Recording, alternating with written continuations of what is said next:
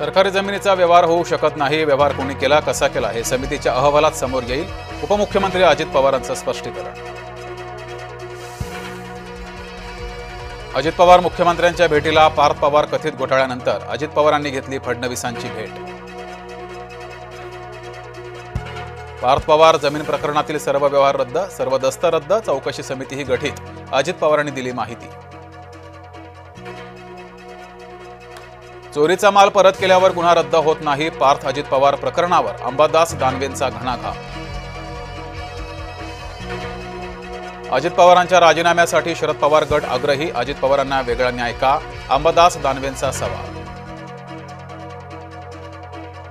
मतचोरीनं सत्तेत आलेले त्यांनी आता जमीन चोरी केली. राहुल गांधी यांचा अजित पवारांवर प्रहार. धनंजय मुंडेंच्या आरोपानंतर जरांगेंनी ऐकवली कार्यकर्त्यांची ऑडिओ क्लिप. ऑडिओ क्लिपमध्ये 2 कोटी देण्याचा उल्लेख. धनंजय मुंडेंनी माझ्या हत्येची सुपारी दिली. मनोज जरांगे यांचा धनंजय मुंडे यांच्यावर गंभीर आरोप. अजित पवार धनंजय मुंडेंच्या कारनाम्यांकडे लक्ष द्या. जरांगे यांचं अजित पवार यांना साकडं. धनंजय मुंडे यांनी जरांगे यांचे आरोप फेटाळले. जरांगेंच्या बाबत कसलाही आकस नाही. धनंजय मुंडे यांचं वक्तव्य. सुप्रिया सुळे यांना काहीच माहिती नाही. अंजली दमानिया यांचा सुप्रिया सुळे यांना टोमणा.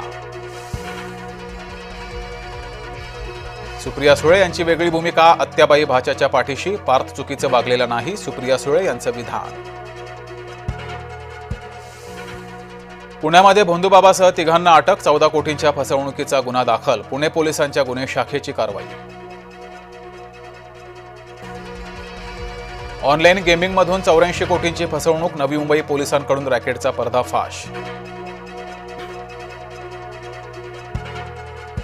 मालेगावातल्या उर्दू शाळांची वंदे मातरम गीत गायनाकडे पाठ. शासनाचा आदेश असताना देखील उर्दू शाळांनी वाढवली सुट्टी.